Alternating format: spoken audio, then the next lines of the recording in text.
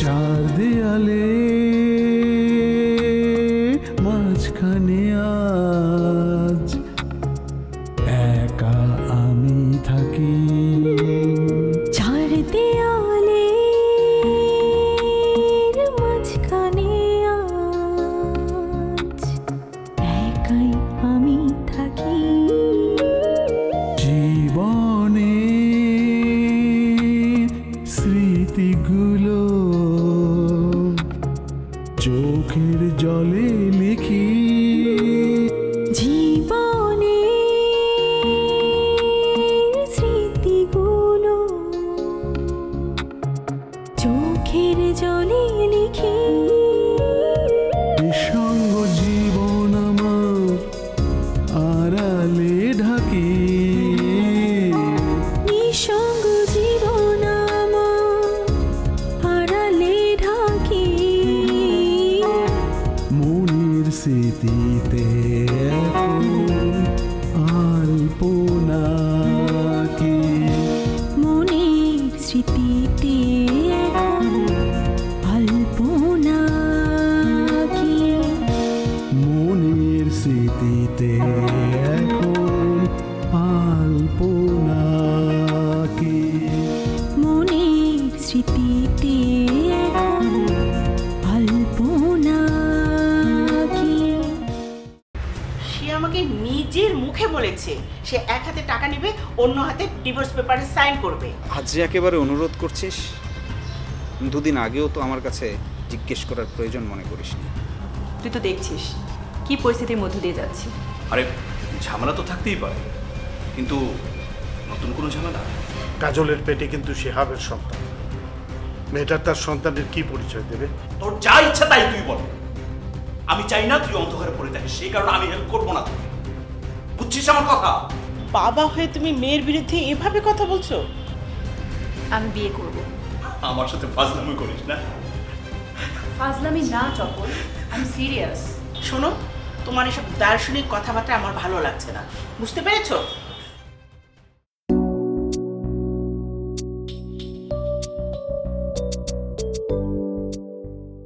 কিরে তুই হঠাৎ, কেমন আছিস?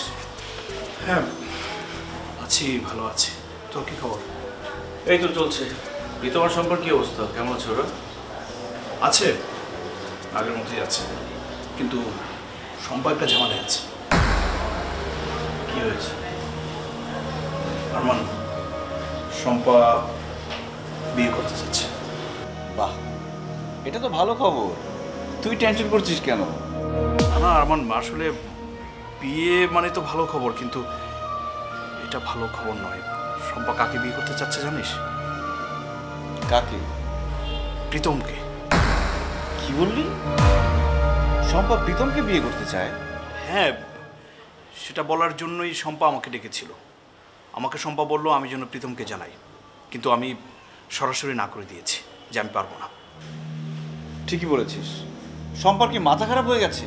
প্রীতমের এরকম অবস্থা জেনে এরকম আত্মঘাতী সিদ্ধান্ত শম্পা নিতে পারে না। আরে আমি তো তাকে অনেক বুঝিয়েছি, কিন্তু আমার কথা কিছুতেই শুনতে চাচ্ছে না। সে তাকে বিয়ে করবেই। হঠাৎ প্রীতমকে বিয়ে করার জন্য শম্পা এরকম উঠে পড়ে লেগেছে কেন?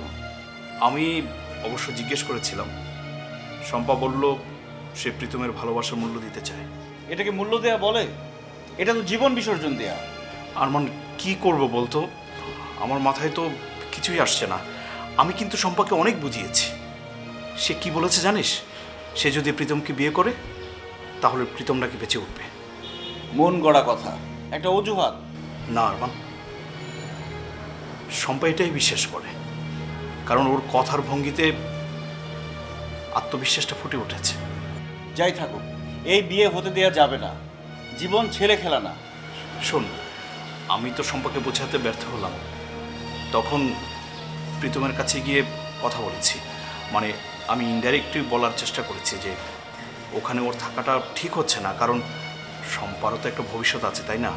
মানুষজন যদি জানে যে শম্পার সাথে একটা ছেলে থাকে, তাহলে তো ওকে কেউ বিয়ে করতে চাইবে না, তাই না? এটা ঠিক বলেছিস। তারপর প্রীতম কি বলল? আর কি বলবে? সে শম্পাকে ছেড়ে যেতে চাইছে না, আর যদি চলে যায় একেবারে রাস্তায় গিয়ে থাকবে, রাস্তায় মরে পড়ে থাকবে। এসব কথা প্রীতম বলেছে? হ্যাঁ, আমি প্রীতমকে বলেছি যে ট্রিটমেন্টের জন্য ঢাকায় নিয়ে আসবো, তারপর তাকে ইন্ডিয়া পাঠাবো। হ্যাঁ, সেটাই করতে হবে। তুই এক কাজ কর, ঢাকায় এনে তোর বাসায় রাখ, আমি টিকিট আর সব কিছুর ব্যবস্থা করছি। আরমান, সেটা তো সময় সাপেক্ষের ব্যাপার, তাই না? তাছাড়া শম্পা আমাকে বলেছে আমি যদি প্রীতমকে না বলি তাহলে সে নিজেই বলবে, আর তখন প্রীতম যদি রাজি হয়ে যায়। ভাবছি আমি একবার যাবো নেত্রকোনায়, শম্পার সাথে আমি নিজে কথা বলবো। আরে এই কথা বলার জন্য তো আসছি তোর কাছে, তুই বরং একবার চল নেত্রকোনায়, কথাও হবে, বিষয়টা সলভ হবে। অফিসে তো আবার একটু ঝামেলা আছে, ঝামেলা মিটতে 2 দিন সময় লাগবে, 2 দিন পর যেতে পারবো আমি। কোনো সমস্যা নেই, তুই টাইমটা ফিক্স করে আমাকে জানা, আমরা একসাথে যাবো। ঠিক আছে, তুই তাহলে বস, চা খা, আমি রেডি হয়ে বেরোচ্ছি, একসাথে যাবো। না না, এখন চা খাবো না, আমি বরং তোর অফিসে যাই। ঠিক আছে, গিয়ে বস, বস। আমি ফ্রেশ হয়ে আসছি। ওকে।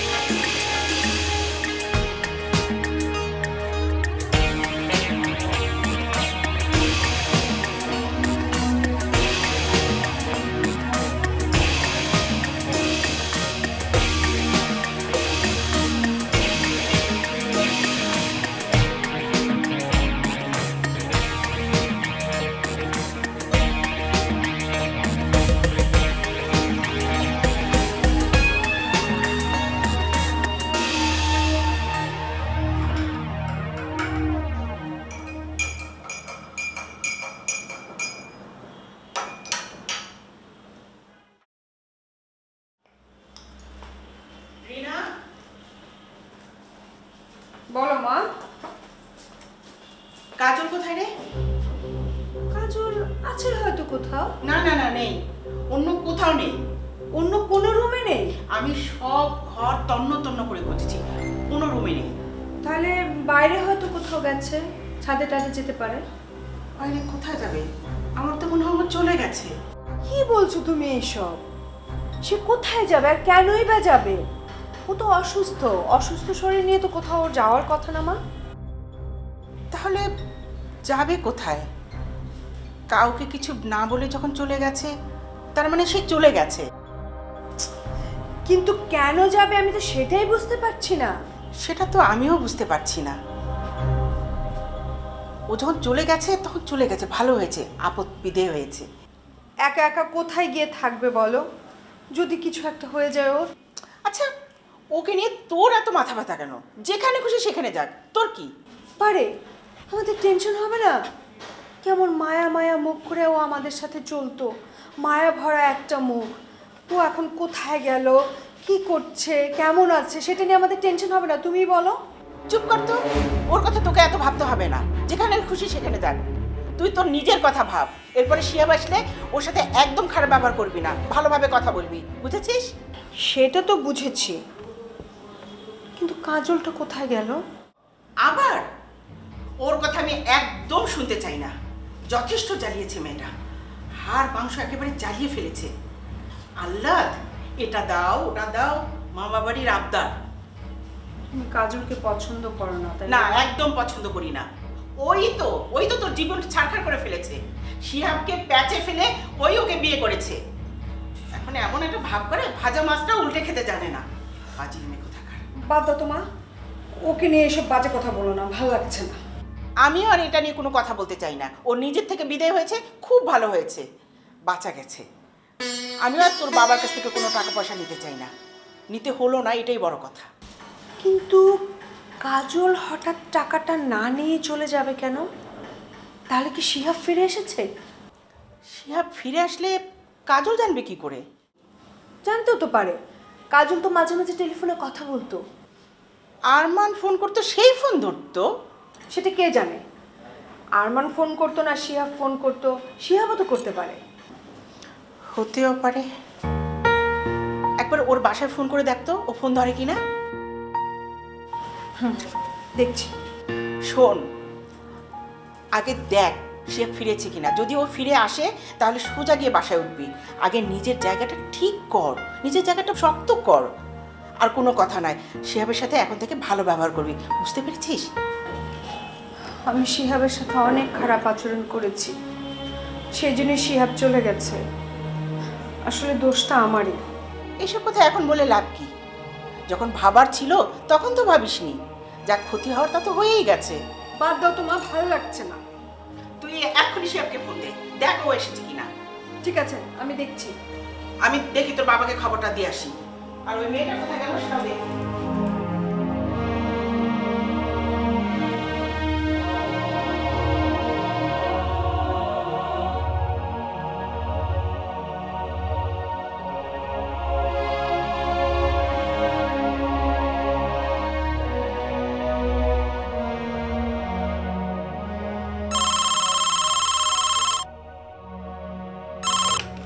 হ্যালো,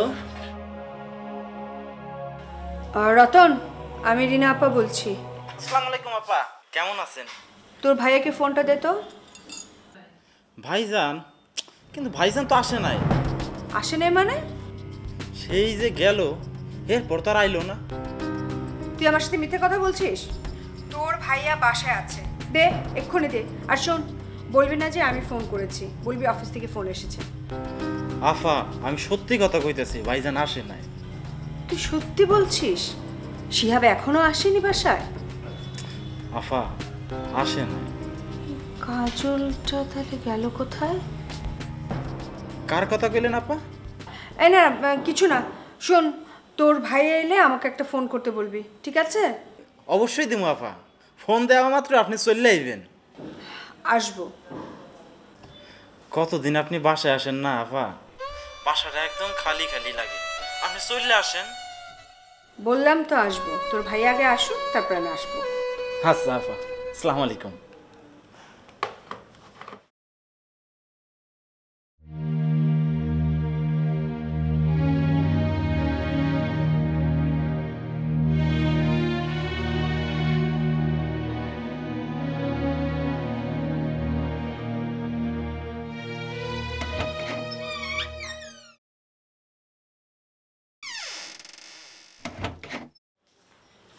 রেবেকা, রেবেকা, এই রেবেকা। এই শুনছো? কি হয়েছে? কাজল নেই। কাজল নেই মানে?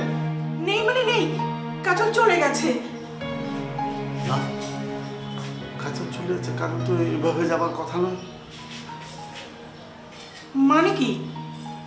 মানে না, মানে হলো যে কাজলের তো এইভাবে চলে যাওয়ার কথা। ওর পেটে বাচ্চা নিয়ে কোথায় যাবে, ঢাকা শহরে, ও কাকে চিনে না? এটা তো একটা চিন্তার বিষয় হয়ে গেল। না, কোনো চিন্তার বিষয় না। ও চলে গেছে, খুব ভালো হয়েছে, আপদ বিদেয় হয়েছে। কাজলকে তুমি আপদ বলছো? তা নয় তো কি? ও সুই হয়ে আমাদের পরিবারে ঢুকে ভালো হয়ে বের হচ্ছে। আমার মেয়ের সর্বনাশ করছে, একটা সর্বনাশী মেয়েও।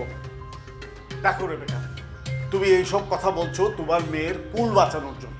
হ্যাঁ বলছি, নিজের মেয়ের প্রতি তোমার দরদ না থাকতে পারে, কিন্তু আমার আছে। তুমি কিভাবে বুঝলে যে তুমি আমার দরদটা নেই? সেটা তোমার আচরণ দেখেই বোঝা যাচ্ছে। এত কিছুর পরেও তুমি কাজলের পক্ষে সাফাই গাইছো কেন বলো তো? কাজল তোমার কে? ও তো তোমার রক্তের কেউ না। তুমি ওর জন্য তোমার নিজের মেয়েদের কথা ভাবছো না? নিজের মেয়েদের কথা চিন্তা করছো না? দেখো, আমি আমার মেয়ের সুখের কথা চিন্তা করছি কি করছি না সেটা তুমি আজ না আগামীতে বুঝবে। আমি এখন কোনো কথা বলবো না, আমি একদম চুপ, একদম চুপ হয়ে যাবো। এসব কথা তুমি ছাড়ো। এখন গরু হাটে গিয়ে একটা ছাগল কেনার ব্যবস্থা করো। গরুর হাটে গিয়ে ছাগল কিনবো কেন? আমি মানত করেছি। মানত করেছো? কি জন্য? আমি মানত করেছি আমি এতিম বাচ্চাদের খাওয়াবো। রিনার বিপদটা কেটে গেলে আমি ওদেরকে খাবো, এটা আমি মানত করেছি। আচ্ছা, তুমি কি করে নিশ্চিন্ত হলে যে রিনার বিপদ কেটে গেছে, কাজল আর কোনোদিন আসবে না? শোনো, যে গেছে সে বুঝে শুনে গেছে। সে বুঝে গেছে যে এখানে থাকলে সে ভবিষ্যতে বিপদে পড়বে। বিপদের কি আছে? সে তার আইনগত অধিকারের নিয়ে তার জায়গাটাতে থাকতে এসেছিল, তোমরা তাকে থাকতে দাও। অধিকার? এই বাড়িতে তার কিসের অধিকার? কেন সে এই বাড়িতে থাকবে? শোনো, আম্মা তাকে থাকতে দিয়েছে বলে এই বাড়িতে সে এখনো আছে। তা না হলে আমি শুরুতেই ওকে এই বাড়ি থেকে বের করে দিতাম। এই কথা তো তুমি এখন বলছো, ও থাকতে সময় তো কিছু বলোনি। এই তুমি কি আমার সাথে ঝগড়া করবে নাকি? এভাবে কেন কথা বলছো? না না, এমনি এটা কথার পেটে কথা বললাম আর কি। কেন তোমার সাথে ঝগড়া করবো? হ্যাঁ, আমার গাড়ি কটা মাথা আছে? হ্যাঁ বলো। ফাজলামো করো না। এখন বলো বাইরে কখন যাবে? বাইরে থেকে তো আসলাম, আবার বাইরে যাবো কেন? মিষ্টি নিয়ে এসো, অনেকদিন মিষ্টি খাই না। এই মিষ্টি খাও না মানে? তোমার তো ডায়াবেটিস। তারপরেও খাবো, কোনো সমস্যা আছে? না, কোনো সমস্যা নেই, আমার তো ডায়াবেটিস না। খাও। রিনা তোমারও মেয়ে, তার ভালো মন্দ দেখার দায়িত্ব তোমারও। দায়িত্ব এড়িয়ে যাওয়া কোনো কাজের কথা না। আচ্ছা, আমাকে এখন কি করতে হবে বলো তো? এখন তুমি শিহাবকে খুঁজে বার করো। প্রথমে ওকে খুঁজে বের করে বাসায় নিয়ে আসো, এই সমস্যার সমাধান করো। রিনার সংসারটা তুমি ঠিক করে দাও। আচ্ছা আশ্চর্য, আমি এতগুলো কাজ আমি কি করে করবো? আমার কি এত সময় আছে নাকি? তুমি বলো। না না না, তা কেন থাকবে? তোমার হাতে তো কোনো কাজই নেই, শুধু বই পড়া ছাড়া। আমি বুঝেছি, বাদ দাও। যা করার আমাকেই করতে হবে, আমার মেয়ে আমিই করবো। এখন বাজারটা কোথায়? বাজার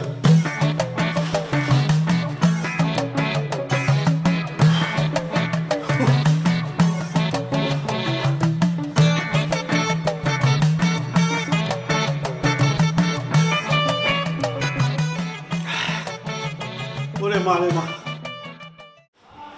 তোমরা সবাই এখনো চুপচাপ বসে আছো, সেটা বুঝতে পারছি না।